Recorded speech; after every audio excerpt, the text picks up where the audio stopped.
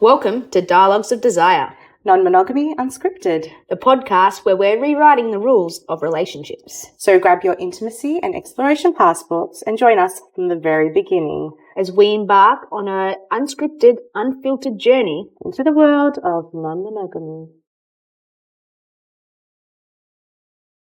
Welcome to Dialogues of Desire, Non-Monogamy Unscripted. My name's Brit. And I'm Sophie, and we are your hosts. Woohoo! Today we'll be talking about navigating non-monogamy whilst also dealing with mental health issues. Yeah. So just navigating that, it puts a dampener on a lot of things, everything else in my life. I feel like at the moment trying to find joy in anything other than figuring out what to do in terms of my next steps of my career hinders a lot, of the other things that I want to do in life.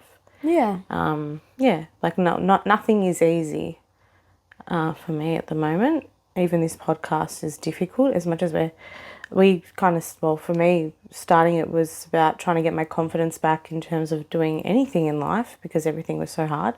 Yep. But it doesn't fix everything. No. But you've done amazing. Thanks. Like putting effort and yourself into this. It's given, I guess, you something to think of in the weeks and stuff and helped you, not have your mind on the shit things and kind of given you a little bit of light, even though this comes with its stresses and stuff of having to edit and release. And I guess, although you're struggling with your anxiety and depression, I'll let her say that. Yeah, of course.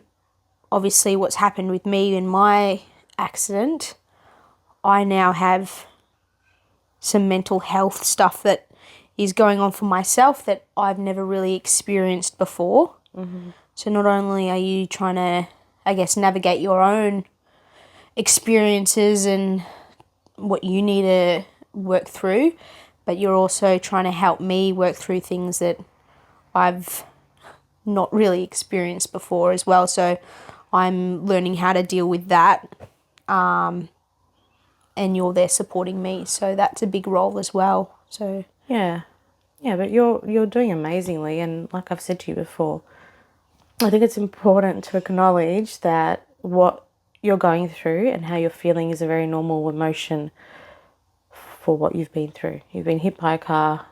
Your whole life has been turned upside down a little bit. It's been uncertain. You're unable to work. I obviously understand what that is like. Yeah. And when you feel like you're just waiting to get better. And then there's also this pressure on you from other people being like, what's going on? And it's like, bro, I don't want to be in this situation. This wasn't my choice. Yeah. It's a lot. It's a lot. And like you said, you've not dealt with mental health kind of stuff too much before. So you navigating it and your feelings is new to you. So absolutely, when I'm asking you what you need, sometimes you can't identify it because it's your first time experiencing really something so devastating. Like I had my first panic attack a couple months ago, and I had no idea what the bloody hell was happening. And you had to it was frustrating for you because you're like, what can I do for you? And I was like, I don't even know. Like, I just can't even make decisions right now. It was so cloudy in my head and I had never experienced that. So yeah, and that was difficult to navigate because you've not had one before. The way that you cope with things is very different to the way I do. Yeah. What you needed in that moment, you couldn't really voice. So I had to try different things.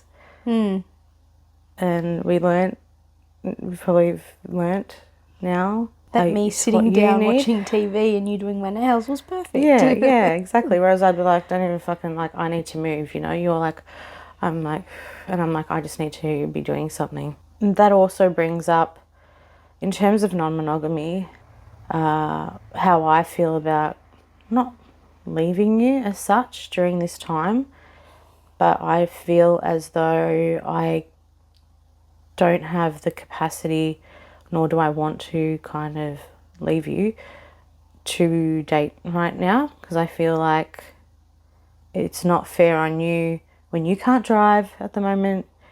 You can't do a lot, have a lot of independence at the moment. So for me to go out on a date and not give you an opportunity to kind of do something if you feel like shit, I just don't think that's fair for me if I was to leave you in this state. Yeah. That's fair enough. I can understand that. But at the same time, like, I don't want you to just, like, I don't want you to stop your life, I guess, for me to, yeah. Yeah, but you are part of my life, Yeah. and I want to make sure I'm there for you. And yeah, I know I would feel probably really shit if I was stuck at home, not being able to work, not knowing what is going to happen with my career. How long healing's going to take. Yeah, I'd just hate to be sitting at home while my partner's out with already the emotions around non-monogamy. I just think that it's too much, probably. Yeah. I don't know, you can tell me, but I also, I guess, yeah. Like, I'd be in two minds. I want you to go and do that and enjoy that, because it kind of also, it takes you out of what you're going through as well, and you can go off and have a fun time. But yeah, then thinking, I'm like, well, I'm bloody stuck here, and yeah, it's hard. Like, yeah. But I just think for now, like, especially in the beginning, you could barely get out of bed. I had to do a lot for you, with you, emotionally, physically. Every day is different, and every day comes with a lot of mental health shit. And I am happy to be there to help you through some stuff. You've also got your friends and stuff as well. But yeah, I just feel weird if I just left you, and I'm going through my own shit as well with the exact same thing. Like I said, I find it hard to enjoy anything right now that isn't related to trying to figure out what the fuck to do with my life. All the things that you used to enjoy, and that's really shit. Yeah, yeah. And when you feel like your whole world is turned upside down, it's hard. It's really hard. I also think when you're navigating mental health stuff, everything is skewed. Everything can be skewed in your head and a little bit warped. So in normal insecurities or jealousy or feelings that you might have about your partner going off and, meeting other people could just be exacerbated. Yeah. Like, a bit like what you were saying the other day, that when you are depressed, you just see all the bad or all the sad things, and it just, like, brings you further and further down. Yeah. Where I guess you should try to look for the love heart, or the something, the rainbow, or the happiness, you know, to try and change that mindset. But yeah, I guess if I'm feeling shit, and yeah, I guess seeing you go off would be hard. Yeah, it would be. And that's part of depression, is not literally being not able to see those other things. You've got clouded judgment. Your body, your mind can be just completely off. Yeah. How do you go, though, navigating trying to date when you're, like, obviously me being a bit depressed and anxious about life and how I'm feeling about myself is low, but how about you? Like, your senses of, like, anxiety and depression, and how's that feeling when you want to date? Do you feel like a bit shit thinking that you're going to go off and date, or are you excited about it? It gives you, like, it will take away from things that are happening in your life, or... I think in normal circumstances, if I was, then dating would be exciting, but also obviously scary to watch you navigate that. At the moment, it feels like I was saying on the apps episode, Yeah. you know, I'm just swiping, and I probably sounded like the most arrogant person, but the exhaustion that I talked about was real. I was like, I'm doing this, but I'm tired. I don't even know. Like, my judgment is so off, and I don't think I had the capacity really to be talking to people consistently. Yeah. You know, the guy that I was talking to unmatched me because I didn't respond. I Yeah. had shit going on. You know, we met somebody at the boxing night the other night who I should respond to, but then my grandfather died, so life happens. Yeah. At the moment, I can't give myself too much to anything except for trying to, especially kind of I have to be a little bit strong for you, whilst I also navigate my own stuff. Yeah. That's really hard. We're also always together, and we have to discipline ourselves in trying to give each other space in whatever capacity that is, because you can't go off and go for a drive. Yeah. I will take you wherever you want to go. If you want to go anywhere, I'll always tell you. Yeah. Take you for a drive to Kmart and you can just walk there for a few hours. Or Yeah. Bunnings. I think in the future, once we're past this mental health will always be ups and downs for everybody. Yeah. And I think we'll be able to navigate it a bit differently. Yeah, we're all both at like a pretty low point in our lives. Yes, exactly. And in very similar kind of circumstances, your TAC stuff is very like similar to what I'm dealing with the thing that I'm on, and that is very triggering because that is actually been so traumatic to go through, and to watch you go through that is scary because I don't want you going through what I've gone through. I've lost my job from a workplace related injury that could have been avoided. Yeah. When I was very vocal about what things that were going on. But yeah, so your circumstance is very different, but it's still the same process of trying to prove yourself. Yours is a physical injury, it's a little bit easier, but it has also caused you mental anguish. Oh my God. Yes. Yeah. And I sometimes like neither injury is easier or worse. It's hard being a physical one because at times you think, oh, cool, like, yeah, I can lift my glass of water up, but then when you try to then lift the bottle, you're like, I fucking can't do that. Or if you work too hard, like, if you just do anything, just pushes it, and then you just feel shit because you're like, fuck, I've gone backwards. So yeah, it's just like navigating all of that. But yeah, you're right. Like my physical injury has led to mental, and yeah, just need to get into my bloody psych and see her. But that will be good. Yeah, I think it will be really good for you. I think you need that. Yeah. And even though I'm a trained therapist, it's not ethical for me to therapize you, but I will I've enjoyed doing our little art therapies on the beach. Yeah, little art making and meditation. Really good. Has been. Has been nice.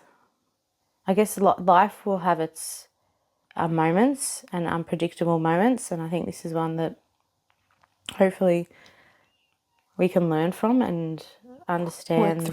Work through and get through. And then if it does come up again, in a varying capacity, if it's a little bit more low level kind of stuff that's going on, it may be more manageable. Yeah. In terms of myself navigating other relationships. Yeah. I think if relationships are already established, I think it'll be easier, like, to maintain those relationships with you and with the other person or other people. But in terms of actually actively trying to look for something else at that time, I only have limited capacity in my life, and yeah. That would be hard though, like what you've just said then has kind of made me think about like you with other people, and if they're going through a similar like shit mental time, like you having to give more of yourself to them or something. Yeah, that would be... Mate, I've juggled so... Look, no, that's it. But I'm not their therapist. I'm there for people, and if hopefully maybe one day I do actually get into what I was trained before I went into the corporate world, whilst I was in the corporate world, and then kind of I don't know, just went the corporate route and didn't follow the art therapy stuff, I will need to be able to create boundaries like you do with clients and with my partners. That's why I'm registered with an association that ensures that you are doing your own supervision, which is like your own counselling or therapy, to make sure that you can deal with the things that are going on with your life. And I won't be practicing. Compartmentalise a little bit. A little bit, yeah. And I've been very good at that in the past. But like for me personally, I need to be in a better space before I start thinking about working as a therapist. Yeah. Yeah. So I think like obviously that's the mental health that we've been kind of going through ourselves, and everyone goes through their own mental health, whether it is anxiety, depression. There are so many different forms. I think acknowledging that, but going into like non-monogamy, I think some key ones is anxiety, and maybe with anxiety leads to insecurities. Yeah, I think so. If you don't manage your anxiety in terms of talking to your partner about the way that you're feeling and your insecurities, that can firstly, if you don't talk about it, that can heighten your anxiety. Yeah. And a pattern that I've seen is that if it's a monopoly thing, is when the monogamous partner shuts down and then does go into a really deep depression. And we've both seen that in some of the things that we've read recently, and it's like, like why are you in this situation? Like you really don't want to be in it. Like you're saying this, that you don't want it, and you're trying, but it's really something that's not for them. You need to be honest with yourself. Yeah. I think those things that we have been watching, it's been really educational for me as well to be like, I don't want to be like that person, so therefore I need to, like, if I do feel anxious about a situation, it's probably because I am insecure about it. So I need to talk to you so that you can then reassure me, and then hopefully my anxiety lowers because then I have an understanding about that. Exactly. But that's when you're still open. Yeah. This person's just trying to hold on to, all these people have just been trying to hold on to a relationship so tightly that doesn't really exist. Like if your partner is non-monogamous, you can't try to be non-monogamous just because your partner is, if you're not. Yeah, that's right. And they're obviously not the person that you need them to be. And just some people just aren't made for it. I think security and can grow, and jealousy can lessen with time, but you need to be able to talk about it and be honest. Yes, which I'm still learning to do, and make sure that I don't close off, but I'm very lucky that you read me well and you can pick up my different energy levels, and when you feel like there might be something on my mind, whether I'm still trying to formulate that in my head myself and be like, yeah, I think there is something, but I'm just trying to figure that out myself. You already are a couple steps ahead of me. I'm not a couple of steps ahead. I just very much feel the energy, and I just knowing when to broach a topic. But that's good, because then I'm like, okay, cool. So it isn't just me feeling a little bit off. You're reading that too. And I can be like, actually, I'm feeling this way or that way. Yeah, and it's about me being curious and listening and not making my own assumptions about the way that you're feeling. Assumptions. Assumptions are shit. Assumptions make an ass out of You and me. Ass out of you and me. So like insecurity, you can also have jealousy, I guess.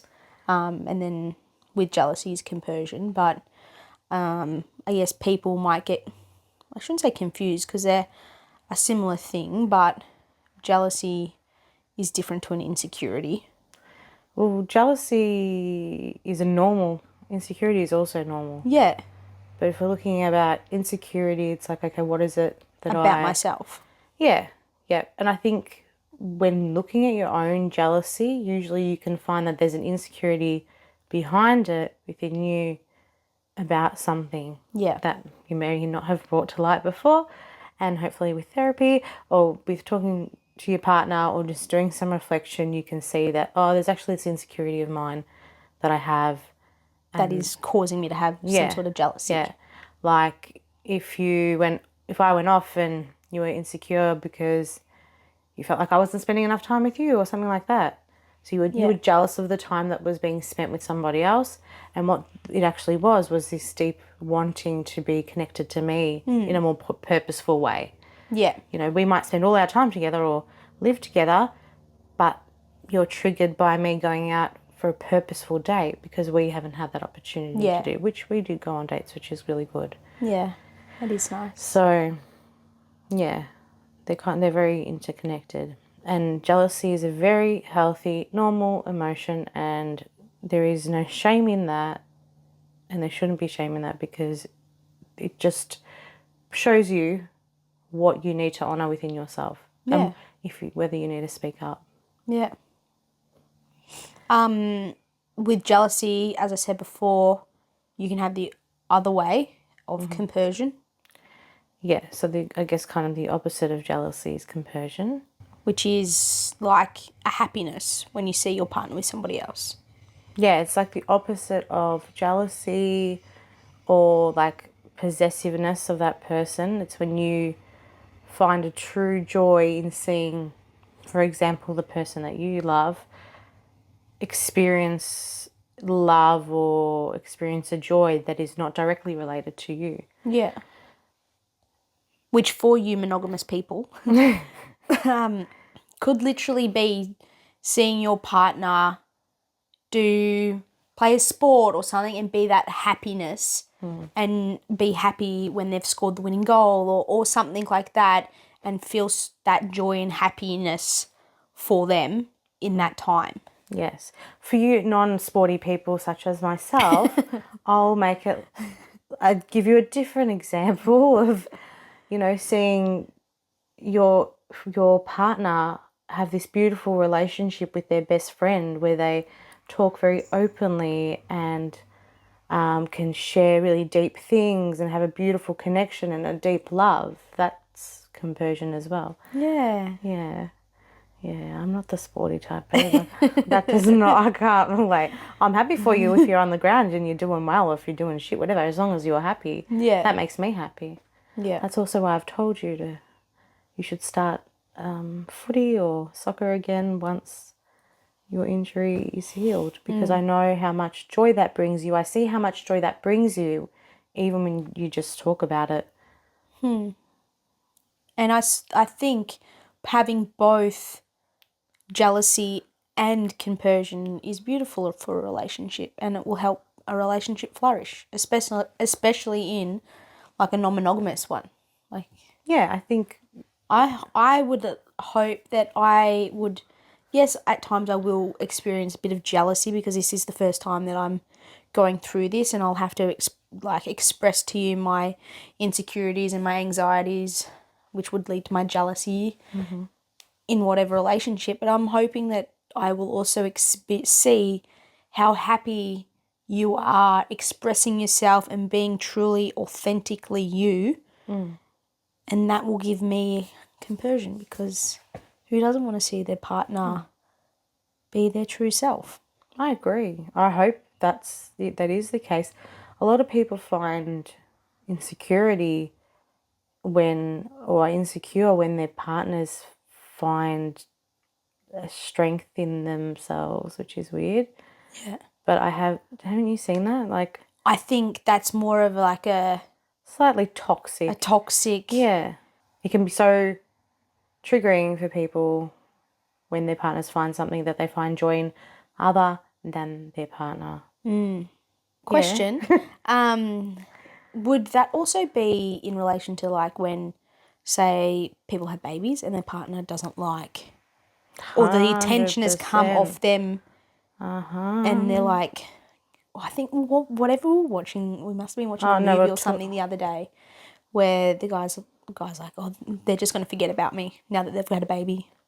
I think that's what happened with my parents. Yeah. And how my dad's perception of the relationship after I was born couldn't handle the fact that he wasn't the centre of my mother's world, and then decided that he would be cheating on my mother and find that whatever it was, whilst I was still on my mum's tit. So, yeah. Sorry, I shouldn't laugh. It's true. Yeah. Like, literally breastfeeding me at home, and he's fucking decided that he needs whatever. Dipping his wick somewhere else. Yeah, exactly. And it's just like, fucking grow up. And that's where partners need therapy. Yeah. In any relation, I think everybody needs therapy. But yes, bringing a child into this world does change the dynamic of a relationship. Correct. I don't have the first-hand experience as in me and a child, but I know as the child of two people who had me, Yeah. and how that can really impact you. Yeah. For a whole number of reasons. But yeah, I think this is something that we learn as we go through life, that in order to be in a healthy relationship, we have to have a really core sense of self. And yes, we'll get jealous, but we need to self-reflect on what it is within us that we're not acknowledging and tending to. Yeah. Also, having open communication. And yes, understanding yourself, but then also being able to communicate those with your partner. Correct, that's right. Because if you can't communicate that, so you can know it in yourself and be like, I don't know. But if you're not communicating that, your partner can reassure you, that can help. But I can't reassure you on something that I don't know exactly what you're...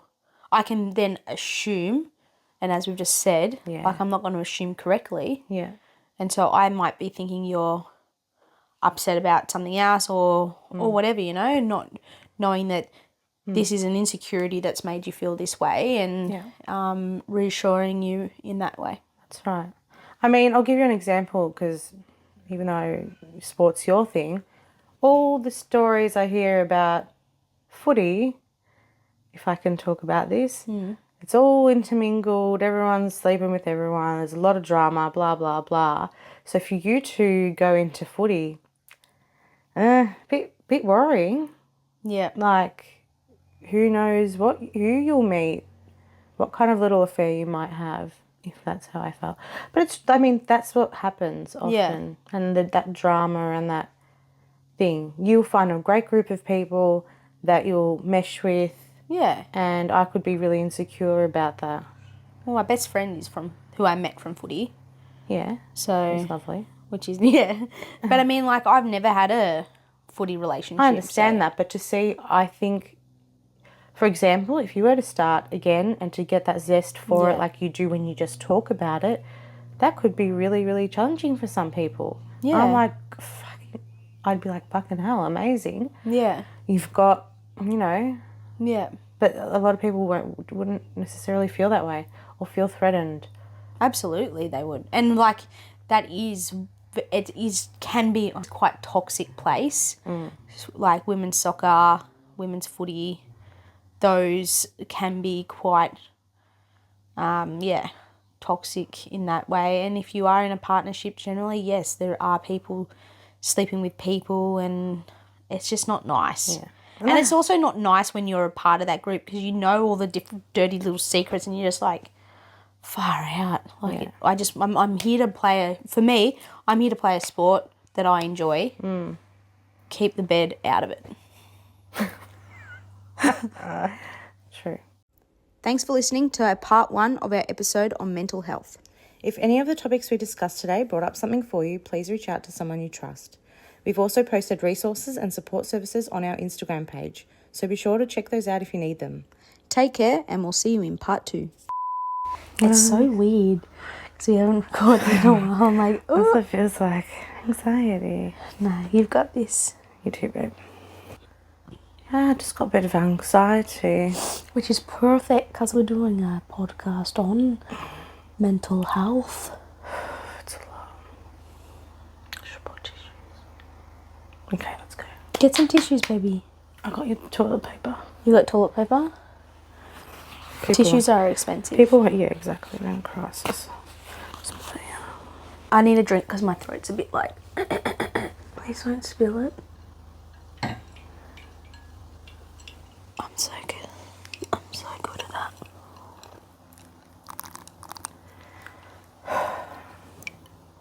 You imagine if we record this and then the audio fucks up?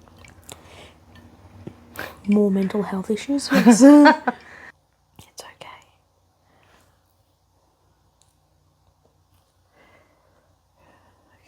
Alright, get the tissues out. Fucking hell. Okay, I've got my one on. So.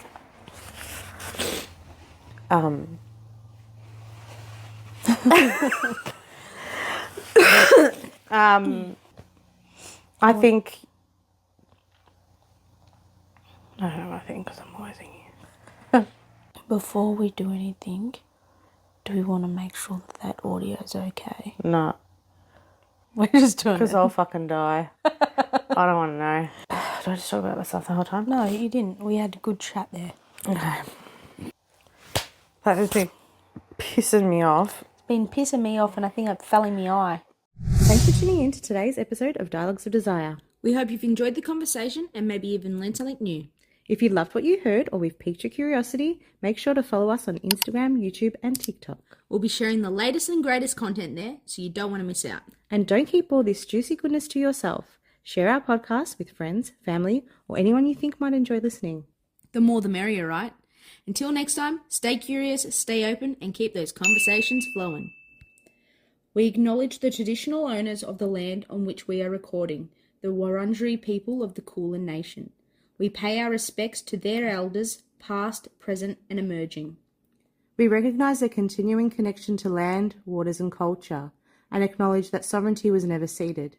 We extend that respect to all Aboriginal and Torres Strait Islander peoples. The views discussed in this podcast are our own and are evolving with our continuing experiences and ongoing knowledge. This podcast is for entertainment purposes only and does not replace the advice of a health professional.